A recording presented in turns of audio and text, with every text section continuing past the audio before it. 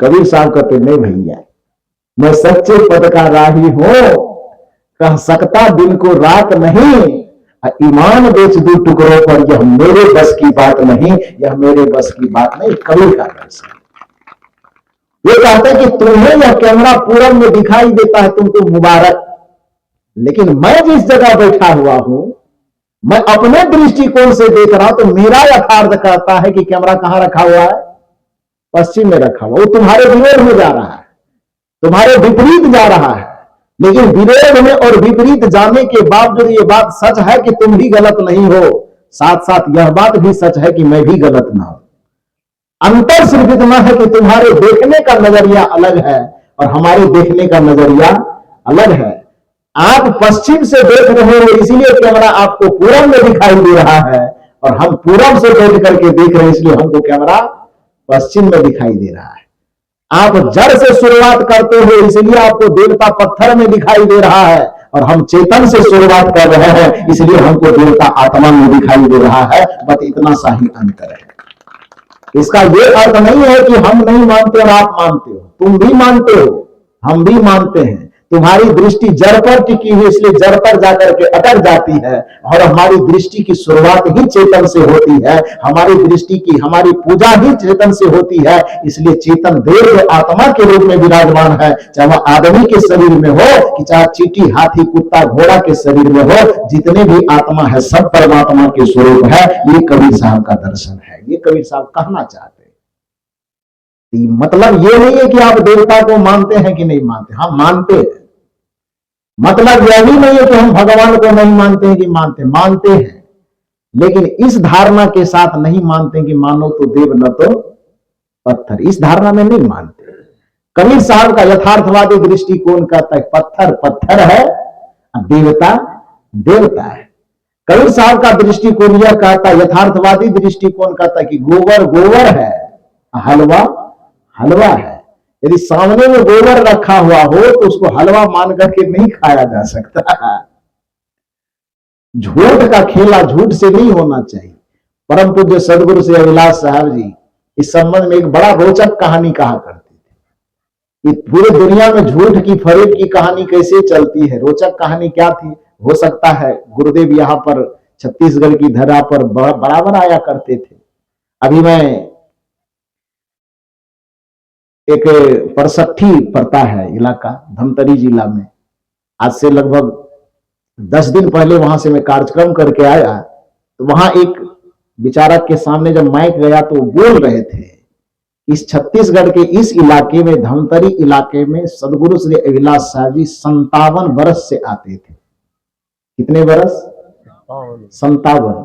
हो सकता है उसका कैलकुलेशन 1-2 साल दाएं बाएं हो, लेकिन वो बता रहे थे मान लो कि 57 ना ही हो, 50 ही हो तो 50 कम हुआ क्या? 55 ही हो, 2 आगे हो कि 2 पीछे हो, बेचारे को हो सकता है 1-2 साल आगे पीछे हो जाए। लेकिन वो बता रहे थे कि सदगुरु श्री अभिलाष साहब जी इस धमतरी क्षेत्र में, छत्तीसगढ़ के इलाके में लगभग 57 वर्ष से उनका आगमन होता था। तो 57 वर्ष जिस व्यक्तित्व का समय जिस इलाके में गुजर गया हो, तो उसके व्यक्तित्व से व्यक्ति परिचित ना हो ऐसा नहीं हो सकता। हो सकता है तो कभी न कभी सुनने का मौका मिला होगा। आज मेरे मुंह से थोड़ा सा सुन लीजिए, याद शायद ताजा हो जाए। कहानी क्या कहते थे कि एक किसान था, बेचारा गरीब था। किसान तो अक्सर गरीब होता ही है, पहले भी था आज भी है। वो केवल किसी तरह से अपना खेती गृहस्थी करके साल भर खाने पीने का जुगाड़ बढ़िया से कर ले, बस वही किसान सफल माना जाता है। खेती गृहस्थी करके वो कोई अमीर हो गया हो, लखपति करोड़पति, आज तक पूरे ब्रह्मांड में ऐसा नहीं देखा गया है। देखा गया है, इसलिए किसान को गरीब माना ही जाता है। वाजिब है, किसान गरीब होता ही है। तो कहानी यह कहती है कि किसान, मान लो कि धन के दृष्टिकोण से वो गरीब होता है, लेकिन उसके बावजूद भी उसके सामर्थ्य से उपजा हुआ जो अन्न है, उपजी हुई जो व्यवस्था है, वही व्यवस्था सबके जीवन का आधार है। इसलिए हमारे भारत के प्रधानमंत्री लाल बहादुर शास्त्री ने नारा दिया था, जय जवान जय किसान। हमारा और आपका भी कर्तव्य होता है कि ठीक है, किसानों की मेहनत उसको अमीर बना सके कि ना बना सके, लेकिन किसानों के प्रति हमारे दिल दृष्टि में, दिमाग में इतना सम्मान होना चाहिए कि किसानों को इस धरती का देवता बना करके उसका सम्मान करना चाहिए, क्योंकि यदि वो अन्न न देते तो फिर हमारा पालन पोषण नहीं होता। तो जय जवान, सचमुच में जय जवान जो हमारी रक्षा करते हैं सीमा पर खड़े होकर के, और जय किसान जो अन्न पैदा करके कम से कम हमारी जीविका का भरण पोषण करते। पैसा हमारे पास बहुत हो, चावल नहीं उपजे तब क्या होगा? सब्जी न पैदा हो तो क्या होगा? और कुछ न पैदा हो तो क्या होगा?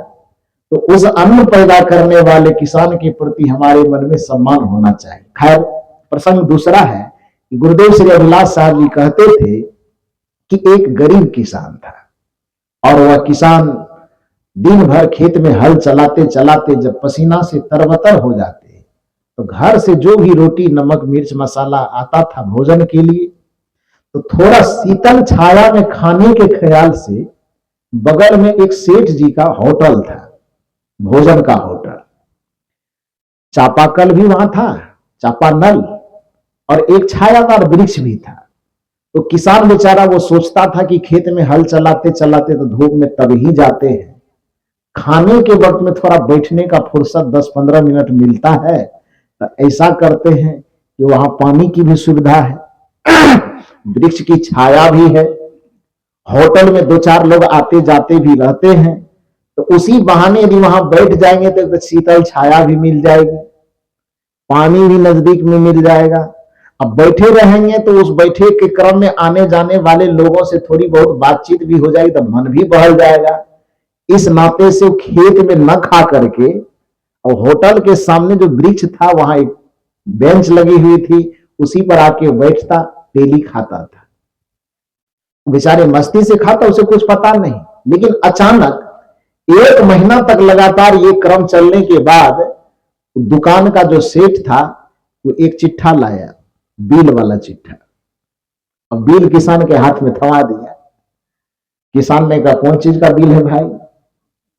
सेठ ने कहा, बिल यह है कि तू मेरे होटल में बैठ के खाना खाया है। किसान ने कहा कि होटल में हम कब खाए?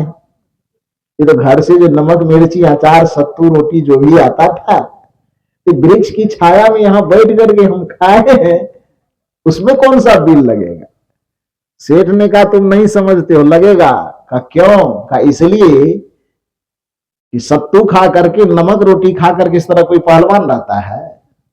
तुम्हारा हीमोग्लोबिन ठीक है, प्रोटीन ठीक है, विटामिन ठीक है, जितने भी प्रकार के रासायनिक प्रक्रिया सब ठीक ठाक चल रहा है, तो खाली सत्तू खाने से होता है, नमक रोटी खाने से? तो कहा, तब सेठ ने कहा, ये मामला है कि तुम मेरे दुकान में, जो दुकान के करीब जो बैठ करके खाते हो, तो ठीक है, खाते तो तुम सत्तू हो, लेकिन हम यहाँ पर पनीर और बिरयानी तड़का लगाते हैं, मटर वाला, छोले भटूरे बनाते हैं, उसका सेंट भी उस सत्तू के साथ साथ तुम्हारे अंदर जाता है, जिसके वजह से सत्तू, नमक रोटी खाने के बावजूद भी उस सुगंधी के माध्यम से सब विटामिन, प्रोटीन तुम्हारे अंदर जाता है।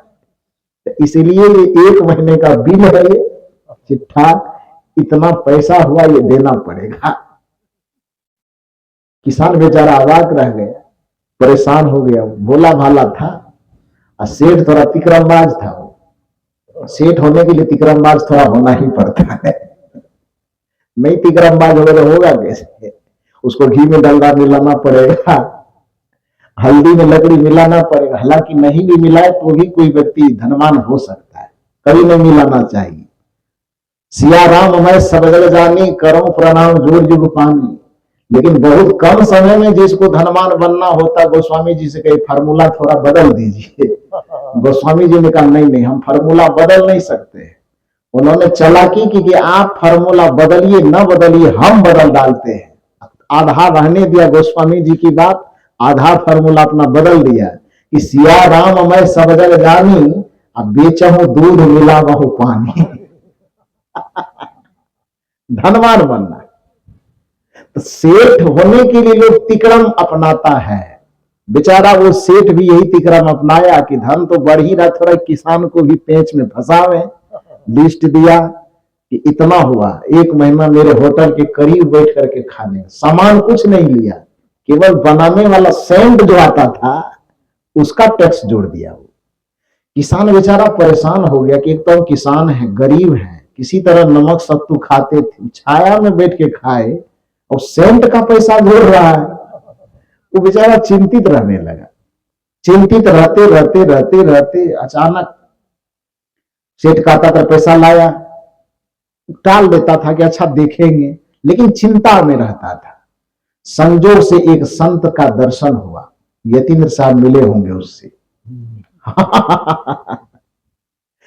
तो जब एक संत से उनकी मुलाकात हुई, संत ने उससे पूछा कि भाई तुम्हारा चेहरा दिन प्रतिदिन गिरते क्यों जा रहा है? उन्होंने बताया कि मुझे पता नहीं कि मेरा शरीर क्यों गिर रहा है। कबीर साहब की बात याद रखिए, चिंता से चतुराई घटे, शोक से घटे शरीर, पाप से लक्ष्मी घटे, कह गए संत कबीर। चिंता जिसके अंदर होगी उसका चिंतन घटेगा, उसका शरीर घटेगा, उसके स्वास्थ्य घटेंगे, उसके जीवन की उन्नति और प्रगति घटेगी। इसलिए नियम यह कहता है, नीति यह कहती है, संत और गुरुजन कहते हैं कि कोई ऐसा काम न करो कि तुम्हारे दिल और दिमाग पर चिंता सवार हो जाए। चिंता नहीं करनी चाहिए। तो वो किसान बेचारा चिंता करता था, जिसके कारण उसका शरीर घटता जा रहा था। संत से जैसे मुलाकात हुई, संत ने पूछा, भैया तू बड़े तंदुरुस्त रहता था, शरीर क्यों घट गया? आखिर अपने मन की व्यथा उस संत के सामने उन्होंने बताया। संत कहा ही उसको जाता है जो दुनिया के सामने में जो समस्या एकदम पहाड़ के जैसा दिखता हो, एक संत की युक्ति के सामने में पहाड़ जैसा समाधान एकदम राई की तरह दिखता हो, उसी को तो संत, उसी को विवेकी, उसी को पारखी, उसी को ज्ञानी कहा जाता है। उस विवेकवान संत ने कहा कि बस इतनी सी समस्या है, यही तो उसका चुटकी में समाधान हो जाए। क्या समाधान होगा? यतीन्द्र साहब का समाधान है, बड़ा शॉर्ट समाधान। उन्होंने बताया कि ऐसा करो कि जैसे को तैसा, जस को तस, वो जैसी युक्ति से तुम्हारे पास लड़ रहा है तो वही युक्ति तुम ही प्रयोग करो। जैसा कि कबीर साहब ने किया, मानो तो देव न तो पत्थर। कबीर साहब के दूसरा फार्मूला लाने की क्या जरूरत, वही फार्मूला लगा देते हैं, मानो तो गोबर न तो हलवा। पराजित हुआ कि नहीं हुआ?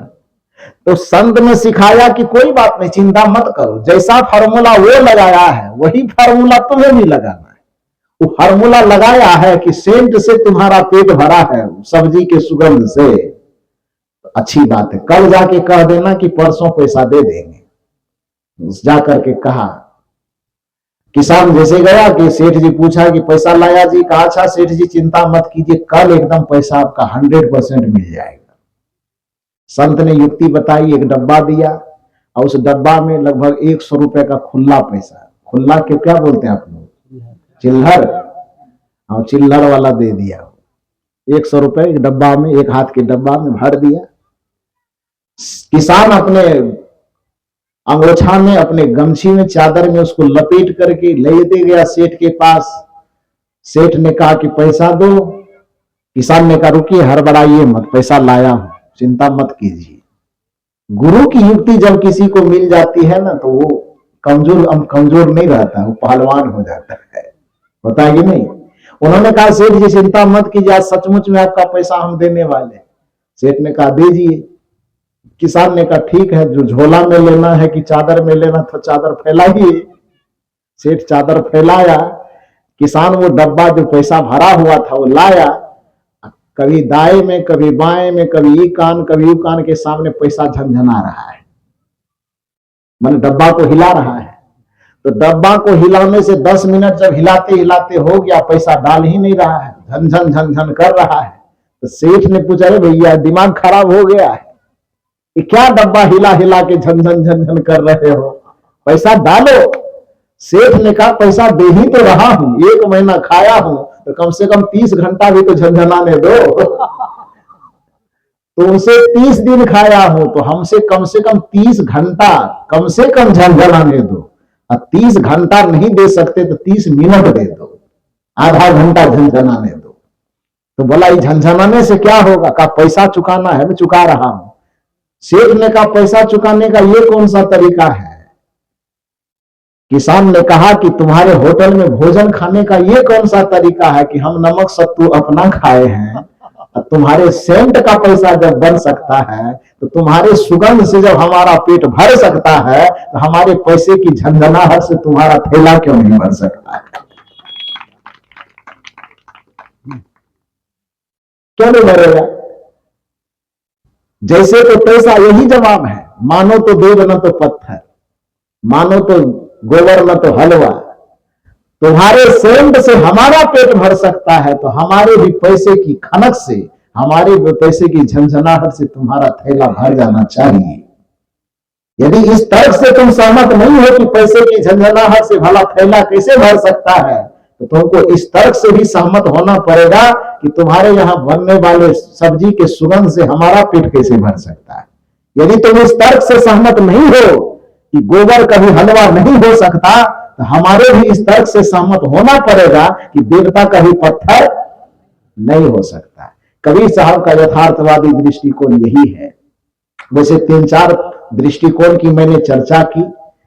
यथार्थवादी है वो, समन्वयवादी है वो, स्पष्टवादी है वो, समतावादी है वो, पुरुषार्थवादी है वो। तो सब पर तो अभी विश्लेषण नहीं हो सकता, एक ही तथ्य पर विश्लेषण करने में ये समय हो गया। तो मैंने आपसे निवेदन किया कि कबीर साहब देवता के, भगवान के, ईश्वर के, परमात्मा के पूजा के विरोधी नहीं है, बल्कि उनके पूजा का दृष्टिकोण अलग है, उनके ईश्वर की मान्यता का दृष्टिकोण अलग है, उनके परमात्मा का दृष्टिकोण अलग है, उनके देवता का दृष्टिकोण अलग है, उसके भगवान का दृष्टिकोण अलग है।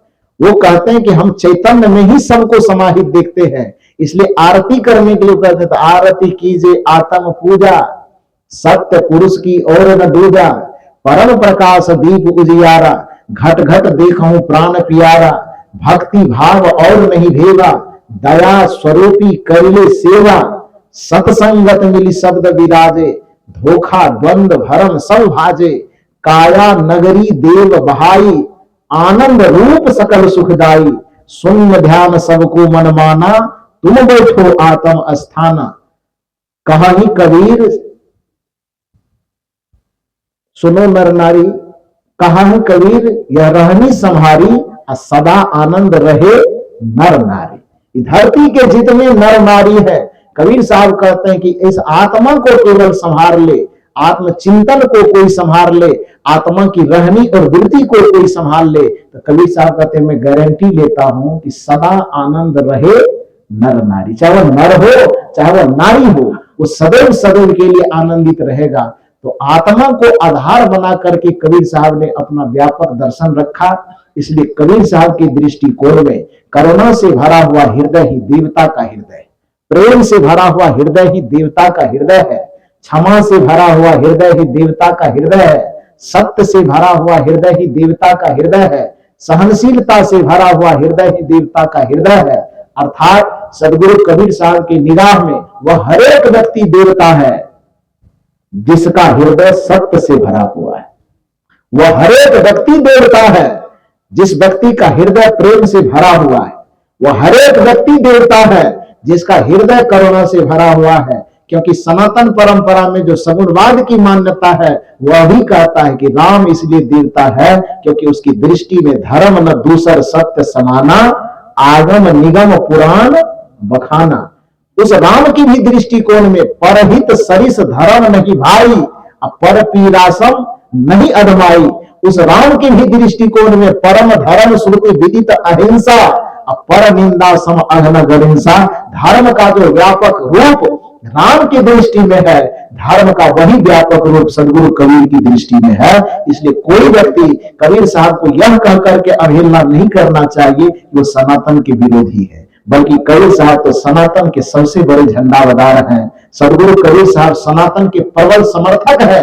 कबीर साहब नास्तिकता के कटघरे में नहीं खड़ा हो सकता, बल्कि कबीर साहब परम आस्तिक और महाआस्तिक है। उससे बड़ा आस्तिक तो कोई हो ही नहीं सकता।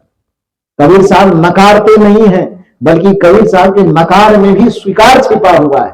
बस केवल इतना है कि कबीर साहब का चिंतन और दर्शन यथार्थवादी होने के कारण जो दिखता है कबीर साहब वही कहते हैं, जो उनके सामने में घटना परिलक्षित होती है कबीर साहब उसी को ज्यों का त्यों कह देते हैं। और कबीर साहब ज्यों के त्यों कहने में इतने माहिर थे कि उसका जीवन भी ज्यों आया था त्यों चला गया। इसलिए कबीर साहब के नाम से जो भजन प्रचलित है, चदरिया झीनी रे झीनी, उस भजन की एक कड़ी में, अंतिम कड़ी में आता है कि ध्रुव प्रहलाद सुदामा ने ओढ़ी, सुखदेव ने निर्मल कीन्ही, साहब कबीर ने ऐसी ओढ़ी, ज्यों की त्यों धर दीनी चदरिया झीनी रे झीनी। तो जिसका जीवन इतना निर्मल रहा हो कि ज्यों आया त्यों चला गया, मतलब जैसे आया वैसे चला गया, तो सोचिए कि वो अपने जीवन भर कथनी करनी रहनी गहनी का जो आचरण किया होगा वह कैसा किया होगा, ज्यों की त्यों वाला। मतलब जैसा देखा वैसा कहा, जैसा देखा वैसा जिया, जैसा देखा वैसा भोगा, जैसा सुना वैसा सुनाया। दुनिया के सामने ज्यों की त्यों का फार्मूला कबीर साहब ने दिया, और इस ज्यों के त्यों फार्मूला को ही संस्कृत जगत में यथार्थवाद कहा जाता है। और उस यथार्थवाद के अग्रगण्य प्रणेता इस धराधाम पर सदगुरु कबीर साहब थे। तो उनके एक दर्शन पर मैंने थोड़ा बहुत निवेदन आपसे किया कि सदगुरु कबीर साहब यथार्थवादी थे। आगे और पुरुषार्थवादी, मानवतावादी, अहिंसावादी जो भी होगा उस पर आगे के सत्रों में आपके बीच में चर्चा होगी। आप लोगों ने मेरे विचार को इतने ध्यान, सहजता और गंभीरता के साथ श्रवण किया, इसके लिए आप लोगों को बहुत बहुत साधुवाद देते हुए इस सत्र में मैं अपनी वाणी को यही विराम देता हूं।